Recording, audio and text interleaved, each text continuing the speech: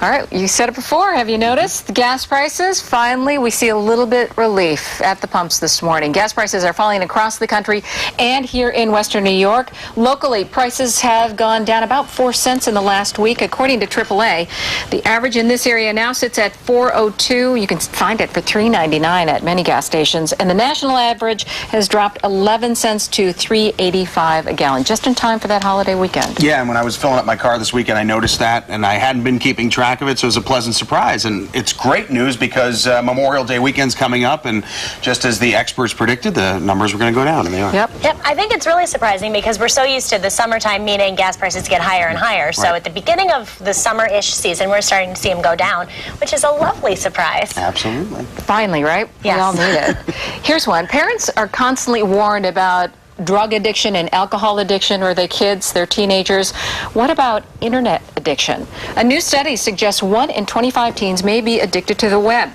The survey looked at 3,500 high schoolers and found that 4% of them reported an irresistible urge to be online. They also felt tense or anxious if not on the internet. Researchers also found those kids who were likely addicted tended to get more depressed and get into fights, and boys in that category had higher rates of smoking and drug use. That's scary.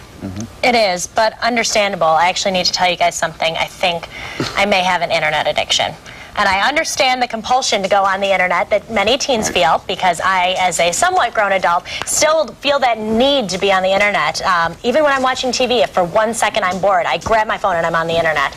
And I really liked knowing that it's there and that I can always be connected and doing something at all times. I think that's just your generation's version of my generation, like the TV. I had a TV in my room throughout high school, and then one day my mom took it away because my grades weren't so good, and I felt like I was so out of touch because I didn't have that TV anymore. So it's the same kind of feeling, I think. One thing, they were Yale researchers. They had said that the grades of these kids, however, were not affected, but that the kids, they weren't able to say whether it's a chicken or the egg type of theory, whether it's because of the internet that these kids were getting addicted. So more time will tell. And get some help. Yeah, thank you. Yes. I'm working on it. Hey, did you guys watch 60 Minutes last night? Shocking allegations once again against a cyclist, Lance Armstrong, this time by one of his teammates. Tyler Hamilton says he saw Armstrong inject performance-enhancing drugs when training for the Tour de France in 1999 and 2 subsequent seasons. Hamilton claims the team's leaders encouraged and took part in the doping. People took care of it. What does that mean? I don't know all the exact details, but I know that Lance's people and the people from the other side, I believe from the governing body of the sport, figured out a way for it to go away. He's back.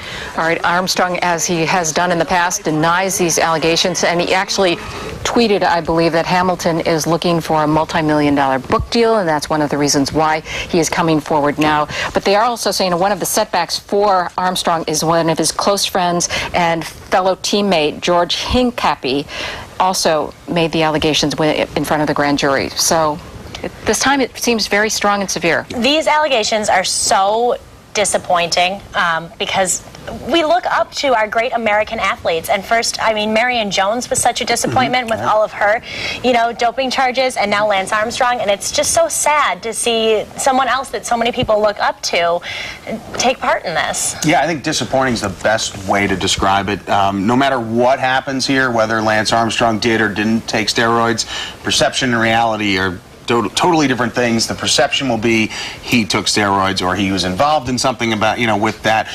The other side of the coin, though, is he's done a lot of good. He's, he has a charity and a foundation. Right. So at the very least, you could say that he's helped a lot of people as well. And, I mean, obviously his personal career as a cyclist is probably tainted now.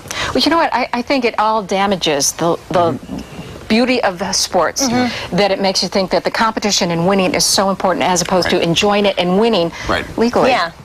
So disappointing. Yes. What's not disappointing is